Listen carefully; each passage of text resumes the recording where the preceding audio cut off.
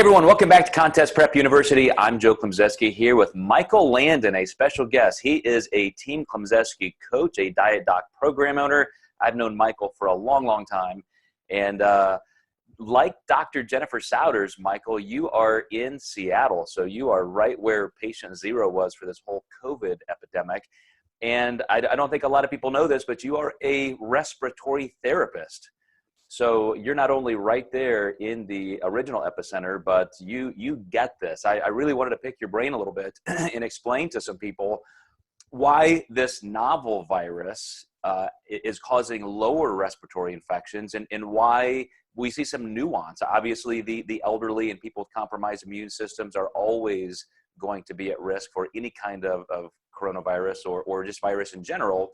But this one is a little bit of an equal opportunity slayer, so to speak, in that, there have been infants, teens, people in their 20s, 30s, 40s that don't have those pre-existing conditions that have also had some issues. So first of all, with all that said, Michael, first of all, just welcome and thank you for being here. Thanks, Dr. Joe. Appreciate it. Okay, well, let's, what do you know about this particular virus that is different? Because still a lot of people are saying, oh, come on, man, it's just the flu. It's only, it's a 1%, lethality rate. What are you seeing there? And does this concern you more than that? Well, from a respiratory therapy standpoint, what's different from this versus the other SARS COVID that we had previously, the SARS-CoV was similar to a flu because it affected more of the upper respiratory tract. Now, this particular COVID strain affects more of the lower respiratory tract, and so you get that lower respiratory tract infection, the viral pneumonia that comes along with it, and whereas the previous strand, it can be passed on. It can be passed on by somebody being already further sick, like maybe 4 to 5 days illness. Then they're more likely to shed the virus. Whereas this particular strain, you cough, it's droplets, immediately without even with the patient being asymptomatic, they can shed this virus and pass it on and to others just by breathing. Mm-hmm. So, mm-hmm. And with a lower respiratory tract infection, is it just simply because now the entire, lung as an organ is affected, and so there's just, an upper respiratory infection issue, more the throat, the upper bronchial tubes. Exactly. You still don't have the high incidence of pneumonia where all of your bronchial tubes and your lining is that inflamed.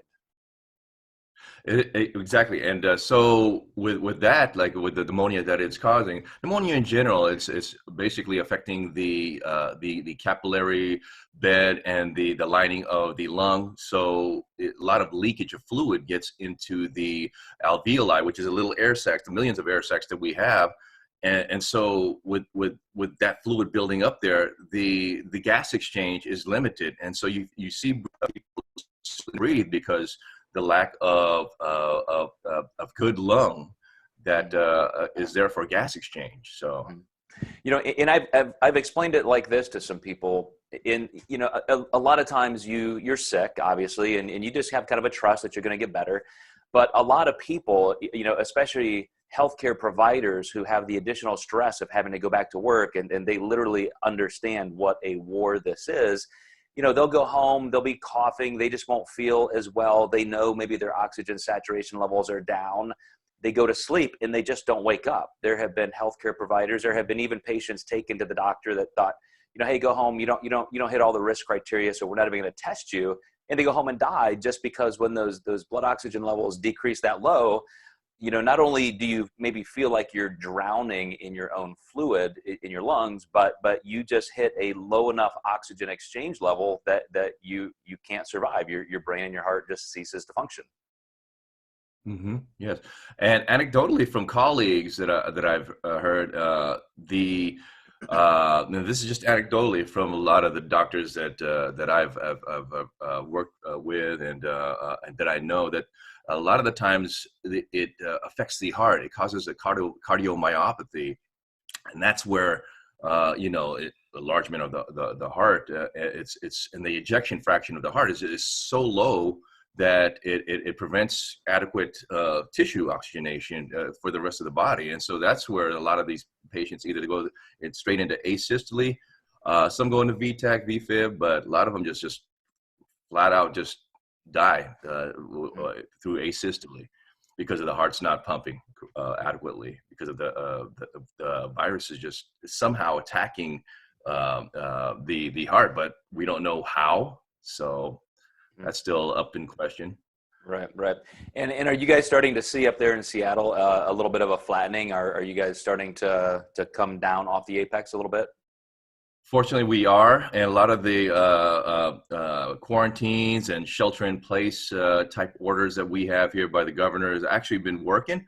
So we've been fortunate that the curve here has been we still have cases trickling in, but not as rapidly as before. So we're lucky.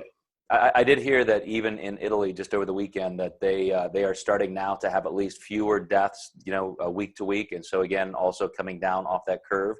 And in a normal situation, Michael, when you see just you have your normal cases of issues like this that affect especially the respiratory tract that you particularly work with. Do you get concerned about something like this that often? Everybody wants to compare this to H1N1 and SARS and MERS and all of that. Did you see this one as different than those, or how do you perceive it? Yeah, very different. It's like when we first had our first patient at the hospital, it was panic mode. We didn't a lot of different things have happened, and it's changes daily.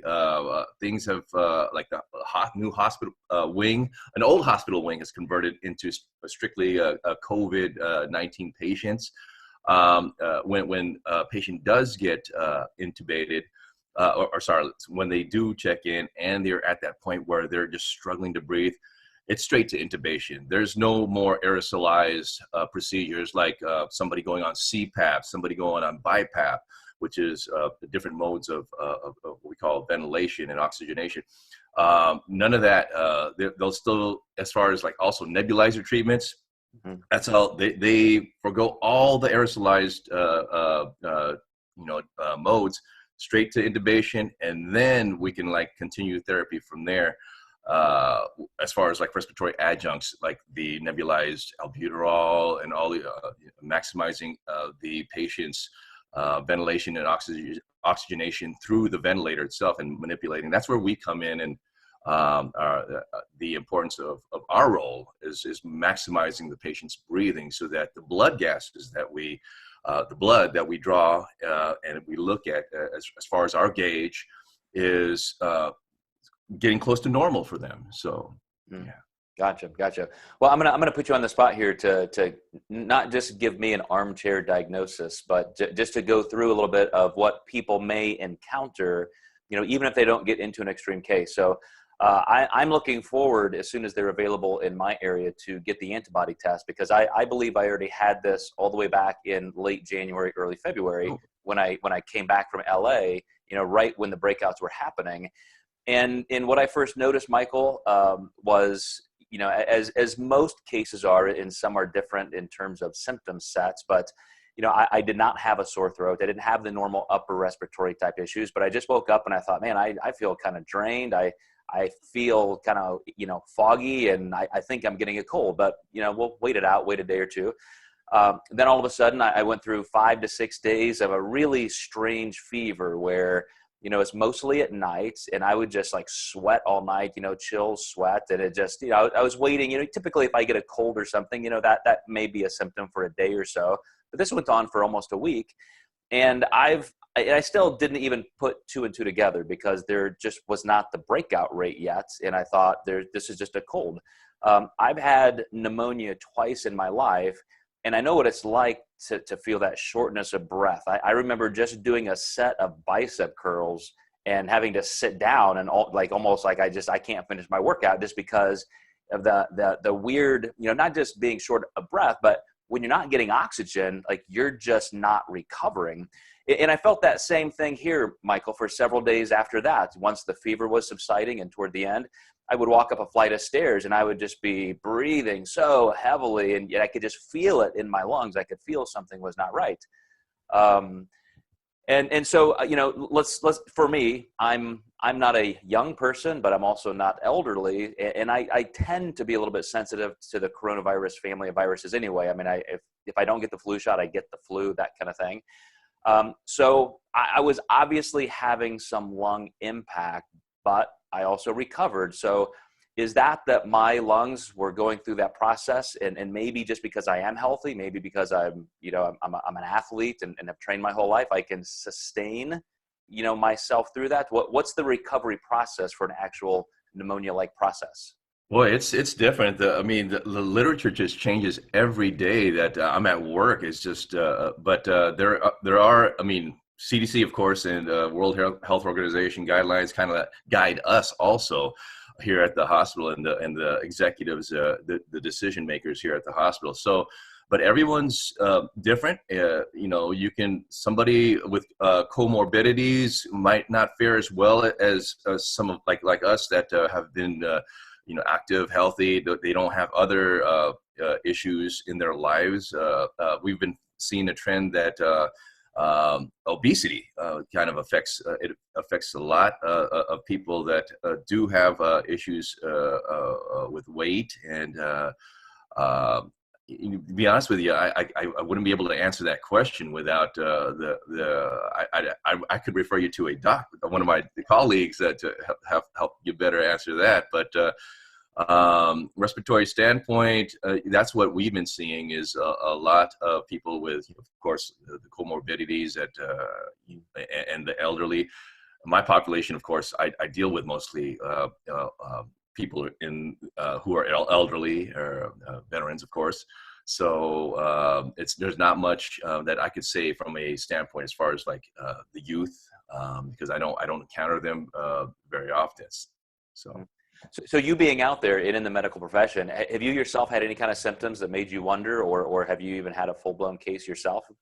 No, I am a stickler. Whenever I go to work, I've been a respiratory therapist for about 21, going on 21 years now, and I've always masked up. I've always gloved, even with patients that are like asymptomatic for anything, like for MRSA, for whatever it is.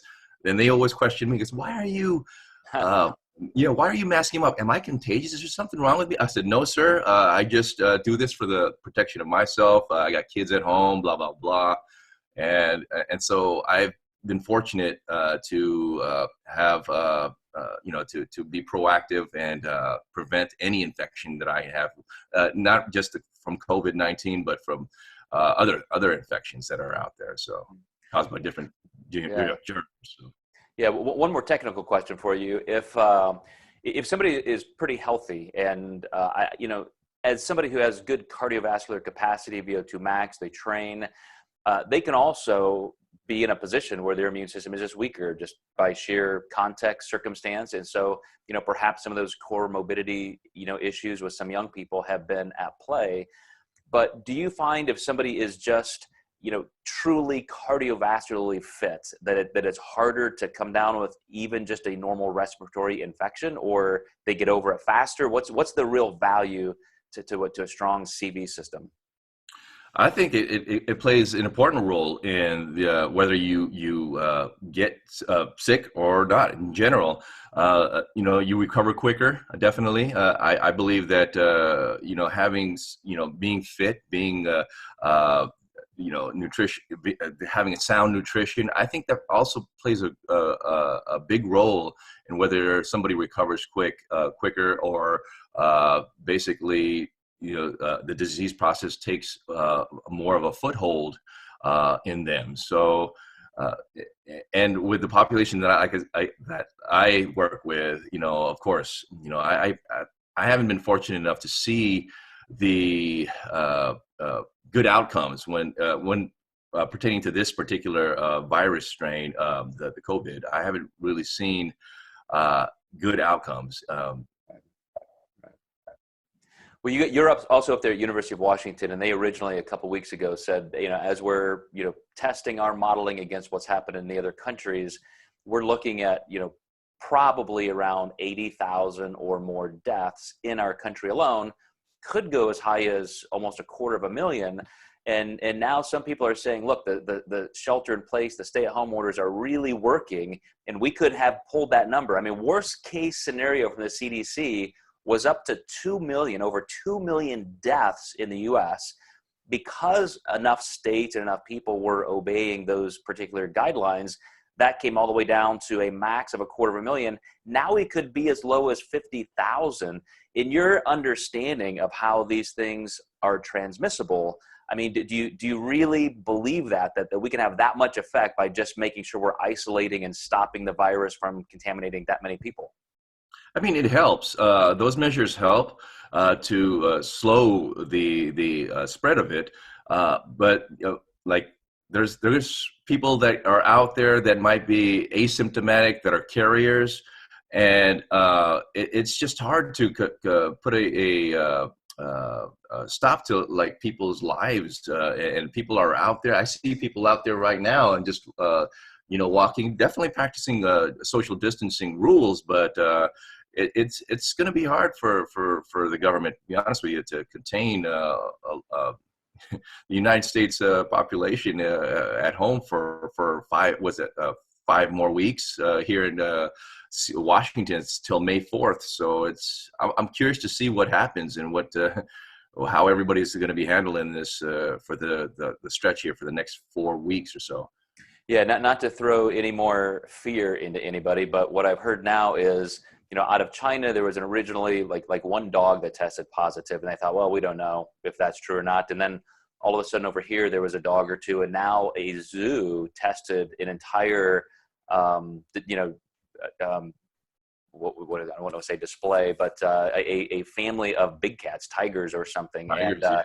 And they all tested positive. And so now that we know this particular strain was not just by sheer weird mutation that it jumped from one animal to us, but now it seems to be much more easily transmissible between mammals. So here we are doing all this social distancing, but if all of a sudden animals start getting this, it could be here for a while. And the reason I say I don't want to, add any undue fear on people, as these things mutate, as I've mentioned before, the Spanish flu was with us for 50 some years after 1918. And because of herd immunity, because once you have antibodies built up and so forth, you're just going to see this having less and less and less impact. So, the reason it was important to get on top of this right away is as a novel virus, virtually everybody in its way is going to get it. And even though those symptoms may not be lethal for everybody, it's still going to ravage us way more than just a normal cold or flu strain. It is. I believe exactly what you're saying. I mean, we're all going to get it. I really think so. And it's in order to build immunity, I think we're going to have to encounter it. I mean, to be honest with you, and just like the flu, it does affect people in worse ways, worse outcomes, and some just go by and just with their own lives here and without being affected at all. So well, one last thing is just a nuance, because this is Contest Prep University. I'm asking you on because you are a respiratory therapist, but you're also a professional bodybuilder and a contest prep coach. So all of the contests are just completely shut down from the spring forward. A lot of them are being moved toward June and July as potential dates. And I've got some feedback from some promoters saying, look, we're not going to be locked down any further than June. So a particular promoter said, we'll practice social distancing if we need to, but we have a show in June that's going to go on. As you talk to other competitors, promoters, maybe clients of yours, are you not scrapping this year? A lot of people are getting nervous and they think maybe I just should not even compete. Are you still on track to say, look, man, the fall shows, late summer shows are still going to happen. We got to plan for that.